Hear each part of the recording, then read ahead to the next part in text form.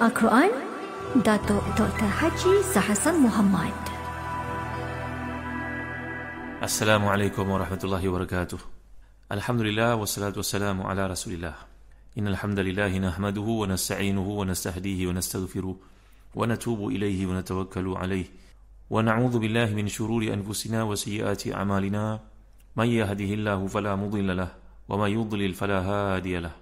Allahumma salli wa sallim wa barik ala Muhammad wa ala ali Muhammad kama sallaita wa sallamta wa barakta ala Ibrahim wa ala ali Ibrahim fil alamin innaka Hamidum Majid.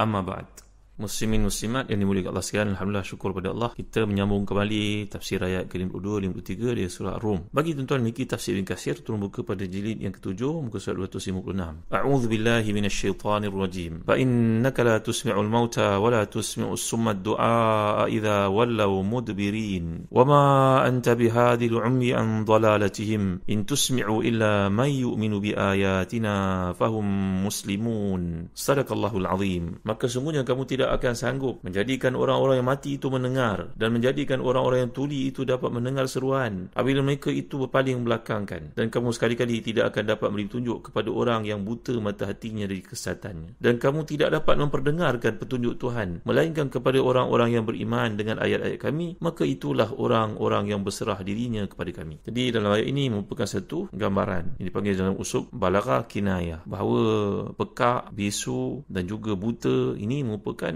satu gelaran ataupun deskripsi kepada mereka yang tidak mahu mengikuti kebaikan, hidayah, petunjuk, bimbingan yang dibawa oleh Allah SWT. Telah saya terang kepada tuan-tuan, fa innaka di sini merujuk kepada satu ayat yang bersifat taukid. Maka sesungguhnya, kerana Nabi kita SAW punya sifat lemah lembut, penyayang, usaha baginda, tanpa penat, tanpa lelah untuk mengajak mereka kepada kebaikan. Bayangkan ketika mereka menghujani Nabi dengan batu, kayu, dilontarkan Nabi SAW dalam peristiwa Taif, maka doa Nabi bila malaikat datang menawarkan, menghempakkan untuk mereka ni beban untuk gunung ganang yang ada di situ ke atas mereka, ingkar. Jawapan Nabi, Allahumma hadi qaumi fa innahum la ya'lamun. Ya Allah, beri hidayah kepada umat ini, mereka tidak memahami itu. Kasih sayang Nabi SAW kepada masyarakat umat pada masa itu. Jadi kita dapat lihat bagaimana Allah menggambarkan kat sini bahawa kamu tidak akan dapat, laisa fi qudratika isma' alladhina la hayata lahum. Kamu tidak mampu, wahai Muhammad sallallahu alaihi wasallam, untuk menyampaikan hidayah kepada orang yang telah mati hatinya. Fala nazar wala sama', tak boleh melihat, tak boleh berfikir, iaitu mautal qulub, orang yang telah mati hatinya. Kamu tidak akan mampu menyampaikan mereka ni isma'an yanfa'uhum, satu benda yang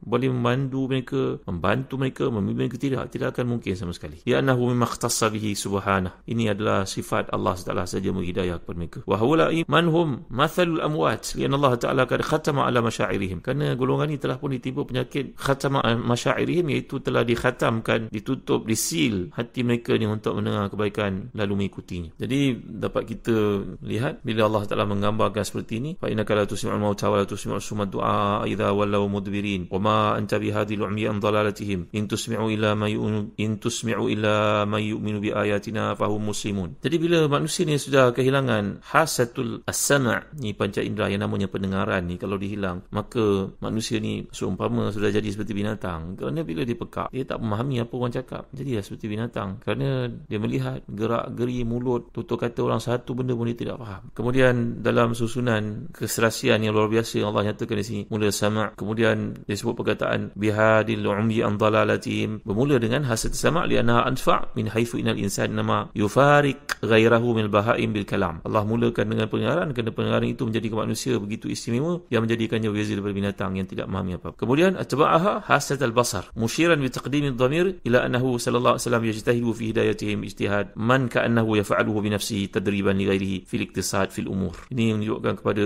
penggunaan innaka ni uslub taukid, kerana kesungguhan ini ada pada Nabi untuk membawa mereka kepada kebenaran. Tapi apa yang dilakukan itu diumpamakan oleh Allah Taala serupa usaha yang bersungguh-sungguh oleh Nabi kita SAW atas perasaan kasih dan sayang baginda itu. Tapi apakan daya, kerana mereka ni merupakan orang yang sudah pun ditutup telinganya dan matanya daripada melihat kebenaran, satu pun tidak nampak baginya. Nampak semuanya kesatan, kesyirikan kepada Allah SWT. Jadi dapat kita perhatikan di sini indahnya bahasa yang digunakan kan, yang menampakkan kepada kekalnya sebatinya, mendarah dagingnya, sifat syirik yang ada dalam diri seseorang itu. Maka perhatikan ya, bila digambarkan fataqdir ma anta tujaddid hidayatal ummi idza dhallu an tariq. Jadi bayangkan bila kamu berusaha untuk membawa hidayah kepada seorang yang memang telah pun buta, kamu nak kena pegang sahaja dia. Bayangkan tuan-tuan ni mulia Allah sekalian. Gambaran yang dibawakan oleh Quran kat sini yang menceritakan tentang seseorang yang telah pun berada dalam kesesatan seperti ini, yang kamu usahakan untuk membawa hidayah kepadanya dalam keadaan dia sendiri tidak mahu mengikutinya. Jadi orang yang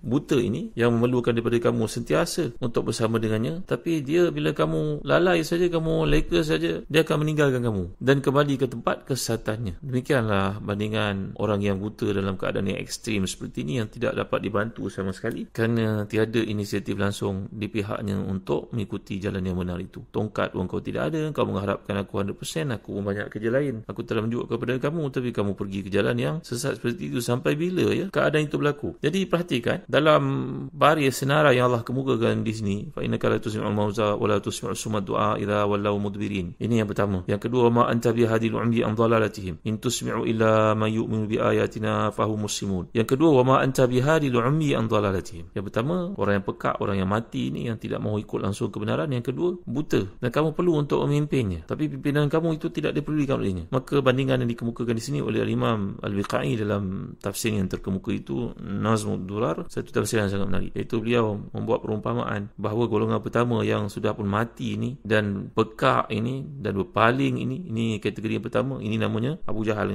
dengan Ubay bin Khalaf. Saya pernah cerita kepada tuan-tuan tentang Ubay bin Khalaf, manakala Abu Jahal ni satu peribadi yang tuan-tuan mau faham, tak perlu diceritakan tentang mereka. Yang kedua iaitu wa ma anta bihadil ummi an dhalalati. Kamu tidak akan dapat memberikan hidayah, menjadi penunjuk jalan kepada orang yang buta dalam keadaan dia kekal melakukan kesesatannya itu. Dan dhalalatihim di sini digunakan muannas bagi merujuk kepada sifat itu begitu jinak dalam diri mereka. Dhalalah dengan dhalal dia satu sudut sama, tapi ketika penggunaan ini bagi merujuk kepada jinaknya, tunduknya, lembutnya hati mereka kepada kesesatan itu, memang tidak boleh diubah lagi, seolah seperti itu. Dan tepatlah contoh dibawakan oleh Imam Al-Biqai ini adalah seperti Utbah bin Rabi'ah. Pernah kita bincangkan kisah Utbah bin Rabi'ah ni, merupakan seorang pakar bahasa yang paling bijak di kalangan orang-orang Arab. Untuk mengatakan tuan-tuan, Utbah bin Rabi'ah ni seorang yang pada peringkat awalnya disangkakan boleh masuk Islam. Dia ni salah seorang daripada Kabir Quraisy, salah seorang daripada pemimpin jahiliah. Dan tentu tuan-tuan tahu ketika Nabi cuba mendapat sokongan di tapak dakwah yang baru di Taif, Utbah bin Rabi'ah ni telah pun murah hati bagi Nabi duduk dalam kebun anggurnya selepas Nabi lempar dengan batu dengan kayu di penduduk Taif. Utbah bin Rabi'ah ni seorang yang pelik. Dia melihat kebaikan yang ada daripada Nabi ni dan dia seolah menampakkan mau masuk Islam. Telah kita bincangkan pada surah Fussilat yang lalu, bila Utbah ni menawarkan dirinya untuk jadi perunding dengan Nabi supaya umat Islam condong kepada kekafiran setahun dan umat kafir pula ikut pada Islam setahun, seolah begitulah antara permintaan-permintaannya kepada Nabi SAW. Nabi telah membacakan untuk Utbah ini surah Fussilat yang telah kita bincangkan, mula daripada ayat pertama itu, Bismillahirrahmanirrahim, Hamim, Tanzilun minir rahmanir rahim, Kitabun fussilat ayatuhu Qur'anan Arabiyyan liqaumin ya'lamun, basyiran wa nadhira, fa'arada aktsaruhum fahum la yasma'un, faqalu qulubuna fi akinnati mimma tad'una ilayhi wa fi adhanina waqr wa min bainina wa bainika hijabun fa'mal innana 'amilun. Itu kita bincangkan.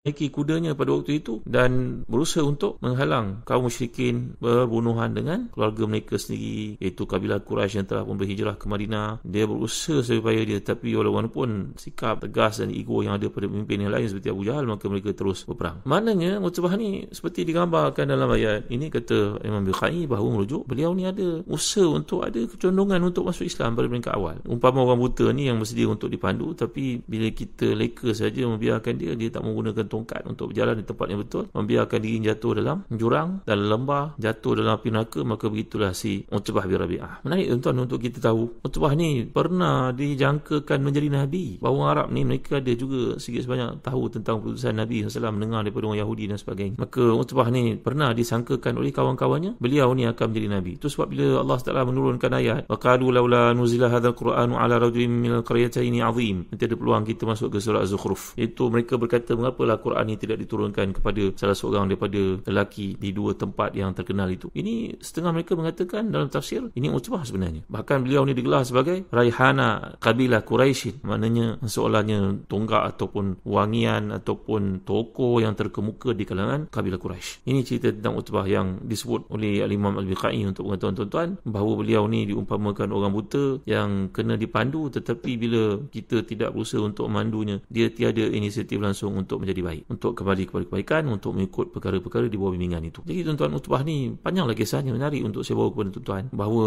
kata Umayyah bin Abi Saqafi pernah berkata kepada Abu Sufyan, aku mendengar cerita dan baca ni Umayyah bin Abi Saqafi, saya pernah cerita kepada tuan-tuan dalam kuliah yang lalu, antara orang terpelajar di kalangan kaum Arab satu masa dahulu dari Bani Saqif. Mereka ni menjalankan perniagaan bersama dengan penduduk Mekah. Dia berkata kepada Abu Sufyan, aku membaca dalam kitab-kitab sebelum ini cerita tentang Nabi yang diutuskan. Aku menyangka mati-mati dia merupakan Utbah bin Rabi'ah. Tapi bila dia berusia lebih 40 tahun, tak ada pun bukti dia menjadi Nabi, maka aku tahu walam yuha ilahi, dia tidak diberikan wahyu kepadanya, maknanya dia bukan Nabi lah. Nak cerita kualiti yang daripada Utbah sebelum Nabi dibangkitkan sallallahu alaihi wasallam, yang mendapat menjadikannya dijolok, dipanggil dengan nama-nama ataupun panggilan yang luar biasa. Yang Utbah ni untuk tuan-tuan, beliau baik dengan Sa'ad bin Mu'az. Sa'ad bin Mu'az ni sahabat Nabi yang terkemuka, dia penduduk Madinah. Jadi kalau dia pergi ke Madinah, dia akan duduk di rumah Sa'ad bin Mu'az. Kalau Sa'ad bin Mu'az datang ke Mekah, akan bertandang ke rumahnya. Nak cerita hubungannya dah dekat sangat dengan Islam, la ilaha illallah Muhammadur Rasulullah. Tapi peliknya Utbah ni, iaitulah bila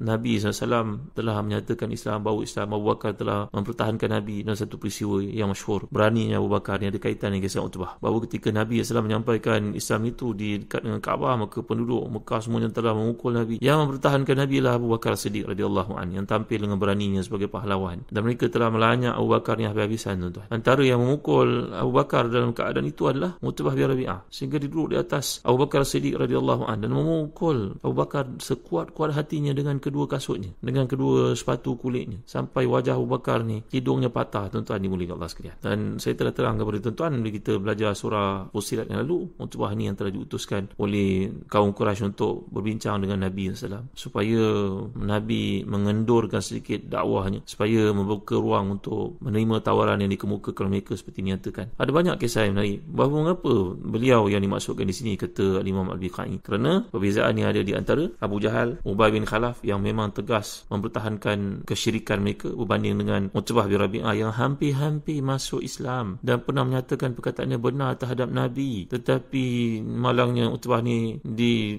hujung-hujung hidupnya memilih untuk menyertai golongan musyrikin, kerana beliau ni dipanggil sebagai imma'ah. Tahu tak tuan apa maksud imma'ah? Nabi pernah pesan pada kita, jangan jadi imma'ah. Imma'ah ni kalau orang kata baik, kamu ikut jadi baik, orang kata tak betul, kamu ikut tak betul. Sepatutnya seorang mukmin itu kena membina prinsip betul dalam hidupnya supaya kebenaran tetap diikuti dan kebenaran itu ditegur dan ditinggalkan, tapi tidak berlaku pada Utbah bin Rabi'ah. Saya bawa kisah ni untuk tuan-tuan memahami maksud ayat ini. Kata Al-Imam Al-Biqai, menepati golongan yang tertentu, jangan ada di kalangan kita yang mengikuti sifat-sifat tersebut. Nanti kita akan belajar lebih lanjut lagi bahawa Utbah ni dalam kejahatannya menentang Islam, dan beliau mati di tangan Sayyidina Ali ataupun Hamzah radhiyallahu anhuma dalam permulaan perang Badar ketika 1 lawan 1. Malah ramai daripada anak-anaknya merupakan sahabat-sahabat kiram, sahabat-sahabat Nabi yang mulia. Seorang daripadanya pernah digambarkan sebagai asyahid, seorang mati syahid, zubtisamatin, yang mana matinya itu mati dalam keadaan tersenyum. InsyaAllah saya akan huraikan perkara yang kuliah akan datang. Wallahu a'lam. Wa sallallahu ala sayyidina Muhammad wa ala alihi wa sahbihi wa baraka wa sallam. Walhamdulillahi rabbil alamin. Wa barakallahu fikum. Wassalamu alaikum warahmatullahi wabarakatuh.